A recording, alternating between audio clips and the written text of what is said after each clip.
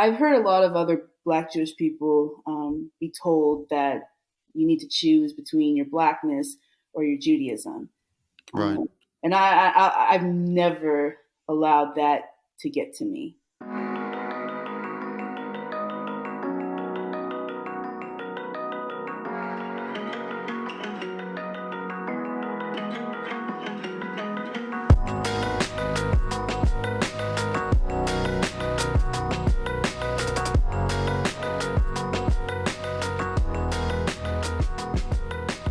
My guest today is Tova Ricardo, better known as Tova the Poet.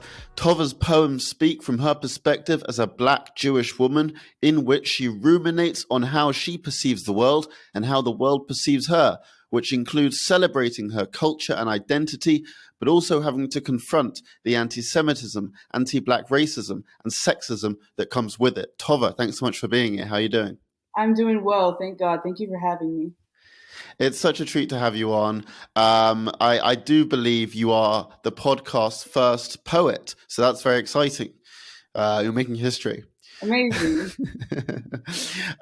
So let's talk about your poetry. You've been writing poetry for a very long time, and you were acknowledged for your craft even at a young age, being dubbed an Oakland Youth Poet Laureate in 2015. So Mazel Tov, belated Mazel Tov for that. How did you first get into writing poetry? So I've been a writer my entire life. That's really what I can say. I've always been connected to the craft of self-expression through the written word and also the performance word. I found out about this competition when I was in high school, and I applied and I won. It's really as simple as that. I worked very hard to create pieces of art that represent myself well and hopefully allow other people to see themselves reflected in me and my stories and my experiences. So because of that role, I was able to have somewhat of a semi-professional poetry career, which I've continued to today. I've performed my poetry at small venues, large venues. I've performed for the Golden State Warriors in California, and I've performed at small community centers, synagogues, and the like. So I have continued to write, continued to compete with my poetry and showcase my words to anyone who is willing to listen and cares at all. Yeah. As we said, a common theme in your work is the exploration and examination of your identity as a Black Jew. Did you know from the start that talking about these aspects of your identity was important to you? I knew that it was very important. I have talked about a lot of different topics, but my Blackness and my Judaism and the intersections of those identities has always been prevalent. I realized that for a lot of my life, I was very confused as to why my identity seemed to be seen as an anomaly to other people. And it was very normal for me and in my home. And through my poetry, I felt like I was able to convey my story and who I am. I'm able to control what other people hear about my background and the perspective of a Black Jewish person, because our existence isn't necessarily heard about, or if you hear about Black Jews, Lenny Kravitz, Lisa Bonet, some of these celebrities, but there aren't a lot of Black Jewish role models that are normally accepted or known about in mainstream society. So I felt like poetry was the way for me to have people find out at least one person's story. Would you like to be that role model? I don't know if I am. My purpose is to be a role model, but I at least want to have my voice be heard and other people's voices be heard. That's what's important to me. Whether I'm a role model to someone or not, that's up to other people. But I take pride in being able to feel confident enough to tell my own story. Right. And you said that poetry allows you to convey these thoughts and feelings that sometimes might initially be confusing. So what does that writing process look like from the very start to the final poem? So there isn't necessarily one process. There have been times when I've written poems in a group setting. I've written group pieces with multiple people. I've written poems off the cuff. I've sat down and I've said, I'm going to write a poem today. A lot of the most meaningful pieces of writing for me have been when I've gathered different thoughts together and I'll put them in a notebook or in my notes app on my phone, and I'll just start writing, and I'll just keep going, stream of consciousness, no judgment. And that is where some of the most beautiful poetry, in my opinion, has been born, where I'm not trying to impress anyone. I'm not trying to use fancy or technical language. I'm trying to honor my own experiences. And from there, I will decide if I want to share this poem with other people, and I'll refine it and I'll work on it a little bit more and make sure that it's up to the caliber that I deem acceptable to be shared with other people and to be within my portfolio. Mm. You mentioned that you've basically managed to have a semi-professional career as a poet, which you still have to this day. What does it take to make a living as a poet? You know, I haven't been able to make a living. I don't know if at one point in my life, I thought about being a professional poet. I realized that that's probably not going to happen. I just think that it might not be realistic for me. I will say, from my own experience, I don't do poetry full time, but it's an active part of my life, and I have the privilege to be able to share it with other people, and thankfully a lot of people will compensate me because of that work. I really do believe it's about the connections that you make. And it's about putting yourself out there. You have to make sure that your work is authentic and true. That is the most important thing. Whether you want to pursue being a professional poet or not, it has to be authentic, because if it's not authentic, then it's not really doing any purpose that's serving you really deep down inside. But if you are interested in making a career out of it or trying to gain compensation because of your work, I would recommend looking at fellowships, getting mentors, going to writing centers, going to open mics, and contacting people who you admire and tell them that, and to continue to learn and to read.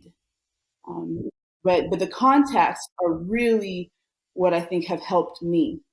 People find out about my work and they'll tell someone else, and then someone will tell someone else, and then I'll get published and someone will read my work, and then they'll ask me, hey, I would like for you to be on my podcast or to write for our blog or for our website. And that's how word can spread. So really putting yourself out there, speaking to people, going up, introducing yourself, really having authentic networks. It doesn't have to be on LinkedIn. It's just human to human. Good old-fashioned schmoozing. That's how you get places. Exactly. We actually, in the days leading up to this podcast, I asked you if you wouldn't mind reading one of your poems, and you very graciously said, yes, I will. I'm happy to do this, which is really nice, because I think I thought it'd be really cool to have a poetry reading on the podcast. With that being said, I'll leave it to you. Okay, great. So some of my followers might be familiar with this poem, but I will read it for those who aren't. Inside of me lives a breathing Torah that I will explore with no shame or fear. I may be the only one for miles with my name, Hebrew and adorned with a duty to my people. But every time I say who I am, 3,500 years of survival rise off of my tongue. Inside of me lives generations of worry and refuge and pogroms. I look out into a world that has done all it can to pull me away from my silver Shabbat candles, my time-worn Siddur, and the Yiddish of my grandmothers. I search for shelter from my enemies and their empires. So I close my eyes and talk to God with a sweaty right hand and a tired voice. Every prayer is a conversation with God that the world doesn't have the right to listen to. Between him and me, I can go out into the earth he gave to us and be loud and Jewish and amongst my people with our eyes focused on Teshuvah and Tikkun. Inside of me is a love for my nation that can never be erased. I'm a 21st century Jewish person trying her best to keep millennia of traditions alive Folks like me wear our Star of David necklaces, even if we aren't certain if it's safe to do. We bring in Shabbat, even if our friends tell us to get over those ancient ways. We go to Hillel or synagogue with a desire to shape our Jewish lives as our grandparents did. Inside of me is a chance to wrestle every day with the world and my purpose on it. I intend on offering a bridge, a shelter, a safety net of support to all I can, with a heart beating with songs and hope and the legacy of my ancestors alive and alive and alive. Thank you. Thank you. No, thank you. I thought that was beautiful. That was tremendous. Okay, please break this down in terms of what inspired this poem in particular. So this poem was a collaboration with a Jewish organization. And I really wanted to write something that showcased the importance of Jewish pride, even in the face of so much anti-Semitism, even in the face of internalized anti-Semitism and assimilation, that your Judaism is something to be loved and it is important. And to feel the need to forget it or to erase it is a tragedy. And I want my Judaism and my connection to my people to be one that is celebrated and worked on. And the ways in which unity is achieved is not going to be easy. We've gone through a lot of persecution. There have been a lot of people and a lot of empires who have hated us and continue to hate us, but they do not define our experiences. So for me, Jewish pride is what motivates me every single day. Everything that I do comes down to my Judaism and my values and my love for my people. So that poem was a love letter to my Judaism, to the work in progress that is my Judaism. And I feel like a lot of people can relate to that. Yeah. A love letter to the Jewish people. Yeah. Yeah, it's. I thought it was really visual at times. You know, a sweaty right hand and a tired voice. It really puts you there. You know, and you really get that sense of just trying your very best in a time and a place where not everyone wants you to.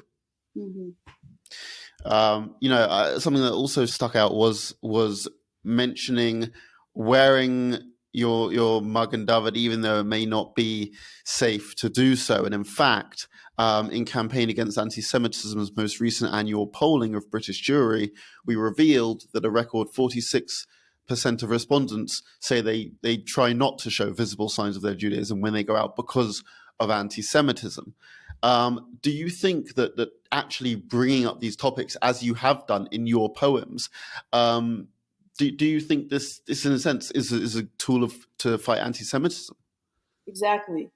When Jews choose to speak up about our identity, we not only tell anti-Semites that we're here, we are further motivating ourselves to realize that our purpose in this world is not to hide, is not to stay inside and never speak about our identities. Our purpose is to be Jewish and proud and to serve Hashem and to keep our traditions and to have the motivation to be Jewish every day and to choose Judaism every single day. And it's always a work in progress. It's difficult. Anti-Semitism is very, very, very overwhelming. I understand that. And I understand when people feel the need to hide their Star of David, when they need to put away their yarmulke. I understand that. You have to do what you got to do. But that will wear away at your soul. That those decisions to hide who you are will just hurt inside. And the more you continue to do that, it will become a habit. And you'll convince yourself that this is just how it should be. And it doesn't have to be that way.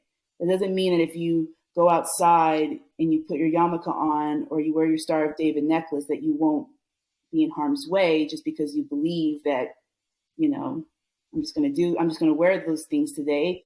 It just means that you're ready to take on the world and you're not willing to hide your Jewishness and your heritage for anyone. That's right. That's right.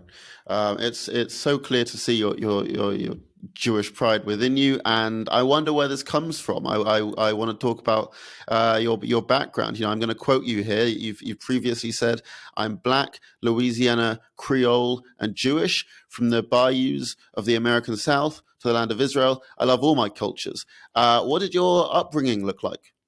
So I'm from a multiracial, multicultural, multi-faith, Black, Jewish home. I am Louisiana Creole, I am Black, I am Ashkenazi Jewish, and those identities have always been important to me. Growing up as someone who is from an interfaith family, it was a difficult thing, but there was also a lot of beauty in it, and I wouldn't trade my upbringing for the world. But my Judaism is who I am, and my Blackness is who I am, and I won't apologize for those things. And I realized as I got older that if I if I listened to people who told me that I should choose one or the other, then I would just be denying not only myself but my ancestors. I think a lot about ancestors. I think a lot about my family who came to America from Eastern Europe.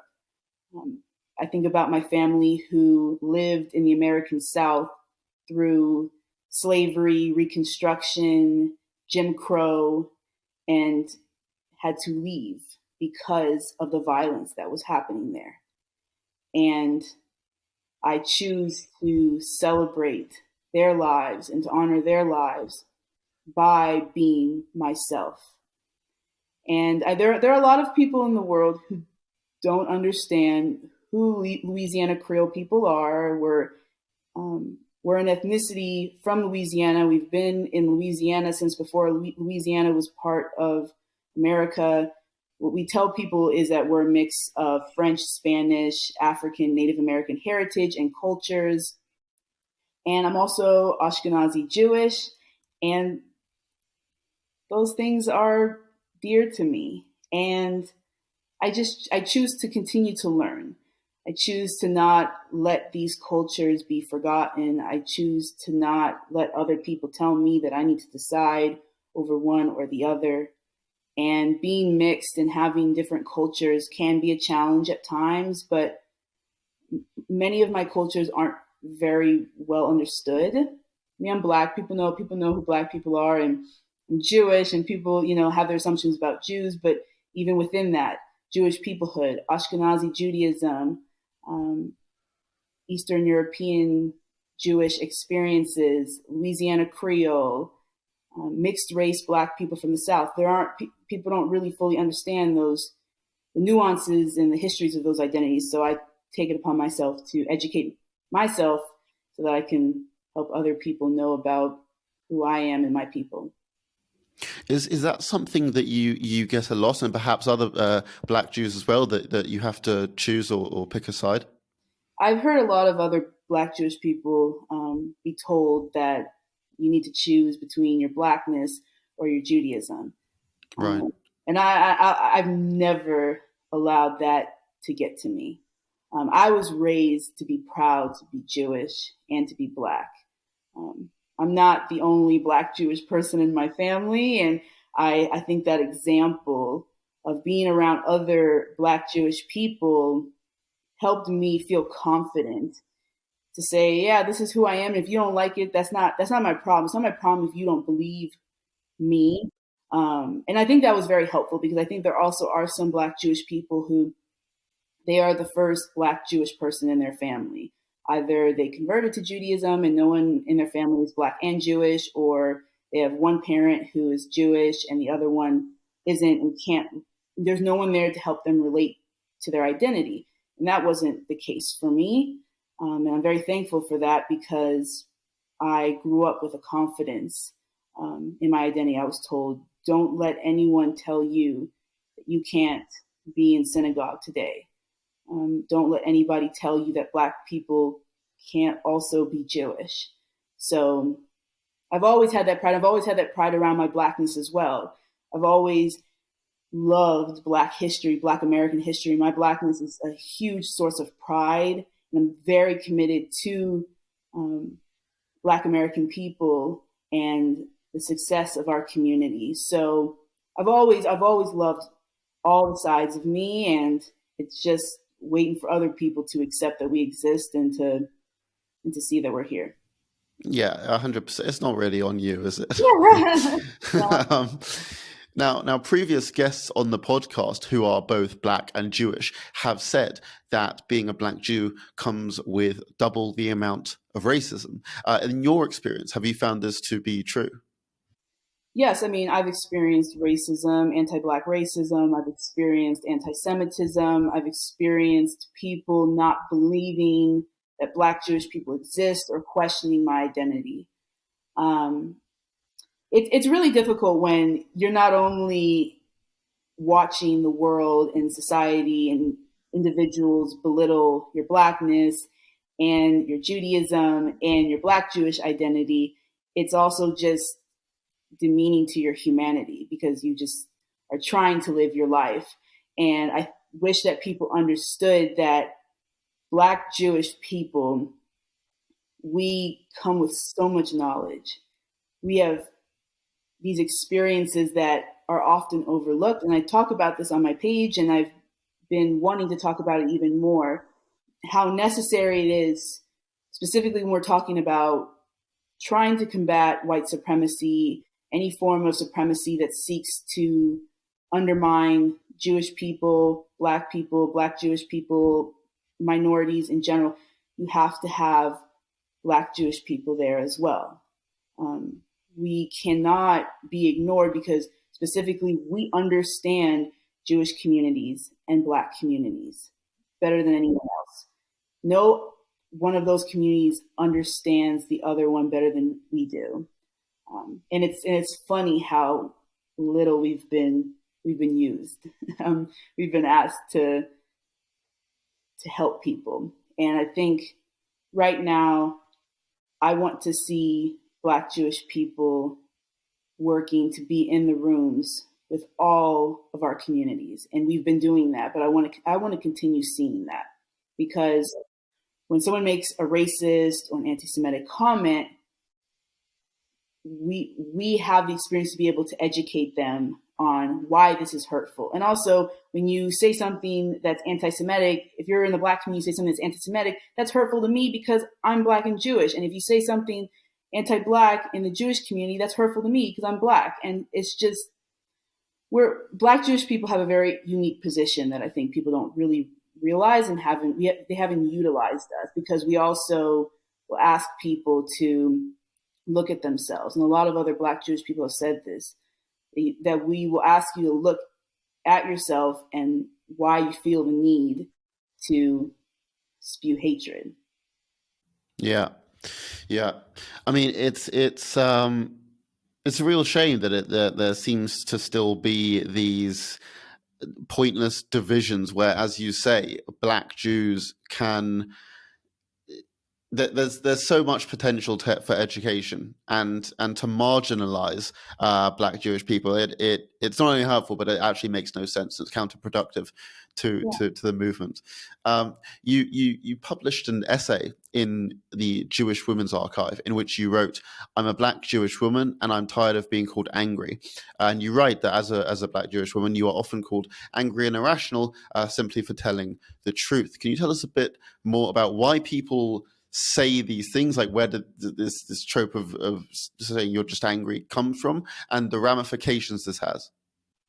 So the stereotype that Black women are just angry or irrational has been around, at least in America. I'm an American, so this is my perspective, for a very long time. Black people, and specifically Black women, have been dehumanized in America for hundreds of years. And whenever we have tried to speak out against establishments that have tried to silence our voices, white supremacy, slave masters, education systems, workplaces, from the time that we were brought to this country to now, we've always been shut down. And there's a lot of this has to do as well with the masculinization of Black women. Black women have historically been assigned masculine attributes because of our features and supposedly the ways that we talk. And that has been very harmful to us. People view us in a lot of ways, not all Black women, but view a lot of times Black women as if we're manly, and it takes away our womanhood. And so for me, I've experienced throughout my life this feeling that people think that when I'm trying to speak up for myself, that I'm angrier than I actually am, or that when I'm just talking and I have a little bit of excitement in my voice, I'm potentially doing too much. And a lot of Black women have spoken about this and how it has cost us our educations, our jobs, our relationships, and it's dehumanizing. And there's also this history, specifically you see it on TV and in movies, of Jewish women, particularly Ashkenazi Jewish women, being portrayed as erratic and neurotic and extra. And so when I've thought about and pondered on the idea of anger and being too much and being extra as a woman, I just thought about my identities. And this is very much also just rooted in sexism and people not taking women seriously and believing that women are just meant to be quiet.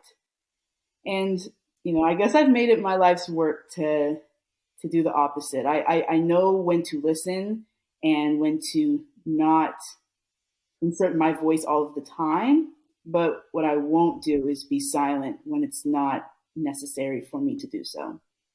And am I right in thinking that labeling Black women as angry or doing too much, it's a sort of tactic that says, okay, you're hysterical and now you're not making any sense, and it kind of removes them from the conversation entirely? Yes, if we're deemed as angry and irrational, then we shouldn't.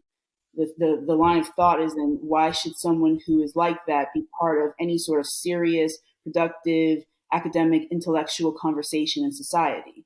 You assign stereotypes to us, you don't listen to us, and then we're silenced, and then we're erased. And for me, it growing up, and I know a lot of other Black women have had this experience of trying to navigate particularly predominantly white spaces and not knowing how white people will view us or see us. There's a lot of code switching. I'm sure people have heard about that term of going into certain environments and changing the way that you talk and you present yourself in order to be accepted in that space. So for a lot of Black women, when we go into predominantly white spaces, not all of us, but I think a good amount of us, we will talk differently. We will carry ourselves differently in ways that are accepted by kind of white American standards of how one should act. So that's very exhausting. And sometimes people ask Black women, "Oh, why don't you be yourself around me?" Well, I don't know how I can be around you right now. And in particularly certain environments. And it's one thing if I'm just hanging out with people that I know, I'm not going to necessarily be like that. But if I don't know you and I don't know the situation I'm walking in, then I have to be calculated, because I want people to take me seriously, but I don't know if they're going to perceive my personality as ghetto or angry or irrational. So I have to be calculated, and that's exhausting. And Black women are tired. We always say that we're tired, and nobody seems to listen to us. But we're tired, and it's tiring. And I just wish we didn't have to feel the need to do that in society as much. Yeah, I'll bet. It sounds like you're constantly on your toes. It sounds very exhausting. I'd be tired. It sounds very, very exhausting, if I'm honest. Um, I mean, thank you for explaining that trope. And I was wondering if you might be able to tell us some of the other tropes that we should look out for that apply to Black people, because many of our listeners will already be very familiar with the tropes against Jewish people, but I don't think that everyone will be as familiar with the ones used against Black people. So I think there are several that come to mind. The idea that Black people are inherently violent, or and particularly these stereotypes are projected onto Black men specifically, that Black men are inherently violent, that they're thugs, that they don't speak well, that they're uneducated. Um, that I mean, can you imagine just living your life and feeling like, or being told, feeling like people are looking at you as if you're a thug, or people telling you that you must not be educated because you're Black, because of this assumption that Black people are not smart and that we can't make decisions for ourselves, and that we're just harming our own communities. I mean, there are real circumstances that certain Black people have to live in that are unfortunate, and there are a lot of forms of discrimination that arise economically, financially, and within our community. But that is something the Black community has to deal with. And I would like people to unpack why they feel the need to see Black people as less than them, why they feel the need to see Black people as violent or as lazy. I mean, a lot of these tropes and stereotypes come from American chattel slavery. For a lot of immigrant communities coming to America decades and decades ago, when they came to America, they knew that the thing that they could not be, they did not want to be looked at like, are Black people. Because Black people in America were the slaves. You do not want to be the former slaves or be seen as the former slaves. White America has done all it can to make sure that Black people are at the bottom of society. So there are a lot of people in this country who might not even realize it, or are unlearning it themselves, or trying to tell their parents not to think this way. But there are a lot of people who have a conscious or unconscious belief that Black people are subhuman and that we're the scum of the earth. And that's a very, very hurtful thing to hear, especially in America, especially since there would have been no country to come to without what we built for free. And I wish people would remember that. Native American people were a lot of them were killed, and Black people were brought here to build a country for free.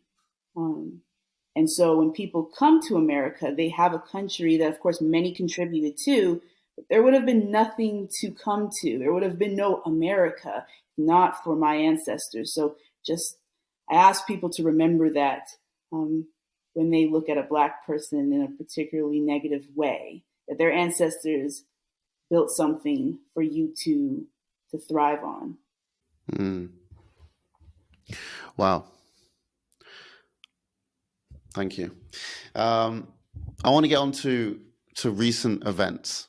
Now, look, by now, many of our listeners will be familiar with the things that Kanye has said. And I'm actually loath to keep bringing this up and up, because I think we're at a point now where any extra attention on this is essentially counterproductive. But I have not had this conversation with a Black Jewish person yet, so I think this time there is actually something to get out of this.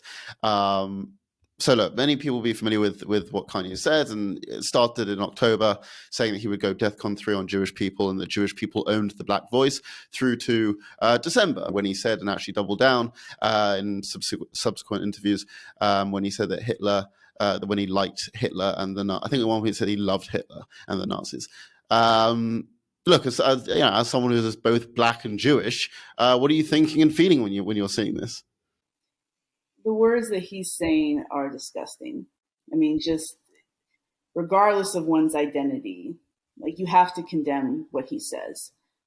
I don't understand how a black person could admire Hitler or the Nazis. I don't think they understand history and how the Nazis viewed Black people as well. Black Germans were, while not the primary target of the Holocaust, were definitely targeted. And I think that someone like Kanye has a lot of work to do on himself, and I just think it's disappointing to see how low a human can go in order to deal with their own sense of inferiority, because that's really what it is. And I look at people like him, and I just say, you've got a lot of work to do on yourself. Just because you feel inferior does not mean you can say harmful things to another community, especially when that community was the primary target of one of the worst genocides in the entire world. So I think that there are just a lot of hateful people out there, and as Jews, it's our job to not allow their hatred to get to us and to detract us from our purpose to be a light unto the nations. He brought in this thing about being Black and Jewish, and that they're one and the same. I think a lot of people found confusing. So one of the things he said was that he cannot be anti-Semitic because, as a Black person, he is actually the quote-unquote real Jew, and Jewish people, as we know them, are the fake Jews. And at one point, he even used the word the ish in Jewish as an attempt to prove his point that Jewish people are merely adjacent to Jews, and his rewriting of history actually echoes the beliefs of the recently emboldened Black Hebrew Israelites, which is an extremist Black supremacist group designated by some watchdogs as a hate group. And that this group has been recorded harassing and intimidating Jews in the streets of New York and London. Additionally, I think it's also important to point out they've been, alleged to be behind several anti-Semitic crimes. One of the assailants behind the deadly 2019 shooting at New Jersey's J.C. Kosher supermarket had professed several anti-Semitic beliefs and identified as a Black Hebrew Israelite. Tova, what do you make of Kanye's argument, which on the surface appears to be merely an offbeat false narrative, but upon further inspection can have very real, dangerous, and even fatal results? Black Hebrew Israelites are not Jewish. That is something that the Black community, the Jewish community, mainstream society needs to understand. There are Black Jewish people like myself. There are many Black Jewish people around the world, in America, and we have absolutely no affiliation with Black Hebrew Israelites. Black Hebrew Israelite ideology is dangerous because it attempts to appropriate Jewish traditions and history in order to allow these people to deal with their sense of inferiority. And I'm going back to that. These people have historically read themselves, seen themselves in the Israelite story in the Bible. They've seen themselves as the downtrodden because of the history of slavery in this country and the ways in which Christianity and the Christian Bible was pushed onto Black Americans. Some Black Americans have seen themselves in that story, and there are a lot of Black Americans who can sympathize with that story, but there are some who take it too far. Kanye West, people like him are not Jewish. That is a figment of their imagination, and it's an insult to actual Black Jewish people. When particularly the Black community is speaking about, Black Jews and why isn't someone like Kyrie or Kanye allowed to call themselves Jewish, they're not understanding Kyrie, Kanye, they are not Jewish. And you are not actually working to build coalitions with actual Black Jewish people. And we still have to figure out why. Maybe it's just because the Black community doesn't really know about us. Maybe it's because Black Jewish communities haven't made an effort to reach out to the larger Black community. There are probably a lot of reasons. But Black Jewish people are trying to tell folks that Black Hebrew Israelite ideology is dangerous. And I will say this, and I haven't really said this before, is because Black Hebrew Israelites have attempted to appropriate Jewish traditions and language, and when people see a Black person who says the word Hebrew or Israelite, they associate them with Black Hebrew Israelites. I, as an actual Black Jewish person, I don't actually feel comfortable even calling myself, referring to myself as a Hebrew or as an Israelite. Within the Jewish community, non-Black Jewish people will use those terms, whether we're talking about stories in the Torah, whether we're speaking about our holidays. That's something that non-Black Jewish people will refer to themselves with that language because that language is part of our traditions. But I don't use that language because I don't want someone to associate me with Black Hebrew Israelites. I don't want them to look at me and say, oh, a Black person using these words, that must mean she's like them. So it's causing distress in my life, also because Black Hebrew Israelites do not like actual Black Jews. We are a threat to their identity. A friend of mine has said that before. They need to reckon with their sense of inferiority. And slavery did a job on us. And it was really, really difficult. It was an extreme evil, but that does not give anyone the right to take someone else's story in order to deal with their own trauma. And I will also say, last thing I will say on this, most Black people do not believe in this. I'm sure there are a lot of people who will go on social media and will see, certain Black celebrities push this ideology, or they'll see a video of someone on the street pushing this ideology, and those people need to be condemned. But the majority of Black people, I'm Black, I've grown up around Black people, most Black people do not believe this. And I would recommend that folks who don't actually know Black people or the Black community not make generalizations, because then that would make Black people mad, because most Black people have asserted that these are fringe groups. BHIs are parts of fringe groups. They are not the norm in the Black community. They're actually very harmful to the Black community, specifically Black LGBT people and Black women have been speaking about the dangers of Black Hebrew Israelites and hoteps, which can sometimes also be Black Hebrew Israelites or just Black people, particularly Black men, who believe in some sort of pseudo science that and some sort of pseudo ancestry that attempts to make them seem more superior than other races. So I just want to reiterate that for the audience. Most Black people don't believe this. So go out and meet actual Black people. They will not. So that's part of this sort of conversation that we need to have as Jewish people and as Black people.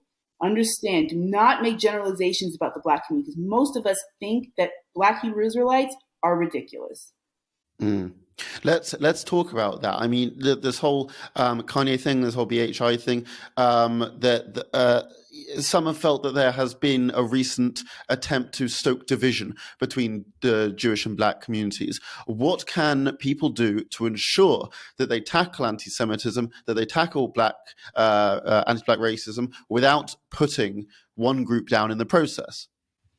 I would say just don't be racist. It's a good first step. And don't be anti-Semitic. I can't believe I have to say that, but I've looked through my comment sections, and social media isn't real, but it also can be very real and impactful in other ways too. I've seen very anti-Black comments being made about the Black community. I've seen anti-Semitic comments be made about the Jewish community. I think real dialogue needs to happen by both peoples sitting down with one another and being honest and hearing each other and hearing each other's pain and have empathy and also be willing to hold yourself accountable or acknowledge the ways in which one community has hurt the other. Not one community is to blame for the tension between the Black and Jewish community. This is not, Kanye did not start this tension. This has been going on for a long time. And yes, there have been strong coalitions between Black and Jewish communities in America. But we cannot just look to the past. We have to look towards the future. We have to acknowledge the ways in which we have failed each other. And you have to include Black Jewish people. I really stress that. That is something that cannot be forgotten, because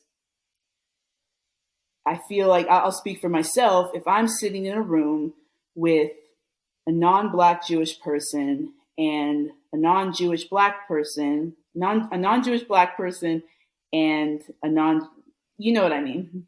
I know what you mean. If I'm in a room with someone who's Black and isn't Jewish, and if I'm in a room with someone who's Jewish and isn't Black, and they start saying things to each other that I know aren't true or are problematic, I could call both of them out.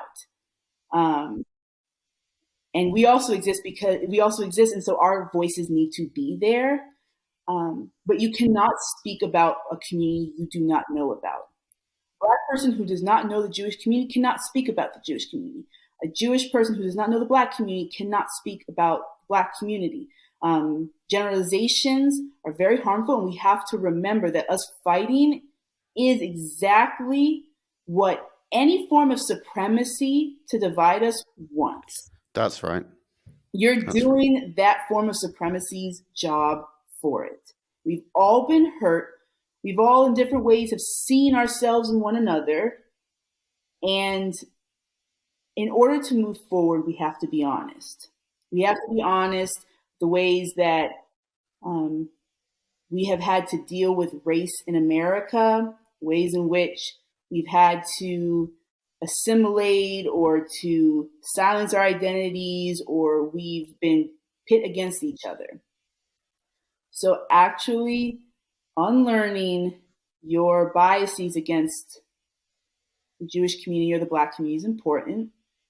And also being willing to listen to one another, to not spread racial lies and stereotypes, and to be willing to hold yourself and your community accountable for harm that's done. That's the hard part. That's the thing no one wants to do. Everyone can talk about themselves and talk about their stories and how this black person made me upset and this Jewish person made me upset, but nobody's willing to just actually hold themselves accountable. That that's what I think. That's great. I'm going to ask you a question now. I ask this to all of our guests. What is your advice to non-Jews who want to help in the fight against anti-Semitism but do not know where to start? It's important to read as much as you can. Research Jewish books, Jewish history, Jewish stories. You can find videos online. We have social media. You can follow Jewish content creators. The thing is we live in a wonderful time with the internet. And I'm going to be honest, when someone says they don't know something, I'll say go to Google and research. You can't really say, oh, I can't do that. No, you have Google. You at the very least you have Google, but you also need to make sure that you're not reading material that is negatively portraying the community you're trying to learn about. Learn from the actual people. Don't learn also from fringe groups. Don't learn from fringe groups in either communities. I would also say reach out to different Jewish organizations and ask if there's a way you can be involved. It doesn't have to be the JCC or the Federation. There are a lot of small, emerging, communal based Jewish organizations that I'm sure would love to have a non-Jew be there and to actually kind of have an experience of listening to other Jews. And we have a tradition in the Jewish community that we'll turn you away 3 times, and so don't be alarmed if that happens, but be respectful going into Jewish spaces. Make sure that you're invited into Jewish spaces. But I think at the end of the day, Jewish people just want to know that you genuinely care about us. We'll invite you to our house for Shabbat dinner. I mean, we're a very warm people. But education, learning about who we are as a people, not just as a religion or a faith, because we're bigger than that. We're a people, we're a civilization. Understanding not just Hanukkah or Passover, but understand all of our communities, the importance of Israel in the Jewish community, understand the different ways we practice, the ways that we refer to ourselves, the stories that we hold, learn from folks who are elders as well, their histories and their stories. That's what I would recommend. There's a lot of information. You just have to be willing to look for it. You have to be willing to deal with the biases that you might have.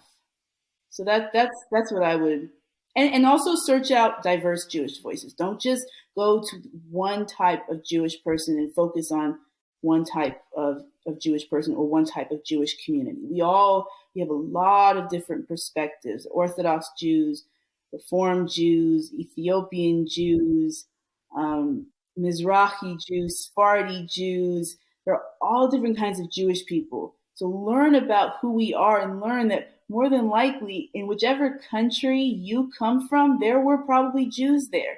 And try to figure out why you might not have actually learned about them. That's also a great place to start. It is. I would like to echo what you said about reaching out to Jewish organizations. People reach out to campaign against anti-Semitism all the time to say, look, someone said this thing and I'm not sure if it's anti-Semitic. Can you help us? Or have you got any reading material on this? We're more than happy to provide it. We're always encouraging those who are genuinely curious to learn more. So I think you're absolutely right in that regard. Tova, please tell the listeners, what have you got going on? What have you got coming up? And where can people find you? You can find me on Instagram at Tova the Poet. You can also find me on TikTok. I'm a little inactive on TikTok, but I'm trying to continue to build up that platform, showcase a little bit of Black, Jewish, country, outdoorsy sides of me as well. But Oh, those cool. are the two main platforms you can find me on. I would recommend my Instagram. I post on there. I post different slides that have content about Black Jewish identity, Jewish pride, Black empowerment. That's where I post a lot of my poetry. And I'm just continuing to work on my craft and building my page. And if you're interested in booking me for an event or to speak anywhere, feel free to send me a DM. But I welcome you all to my page if you have great intentions and are willing to learn and be respectful. All right. Tova the Poet, thank you so much for coming on Podcast Against Antisemitism. Thank you for having me. This was wonderful.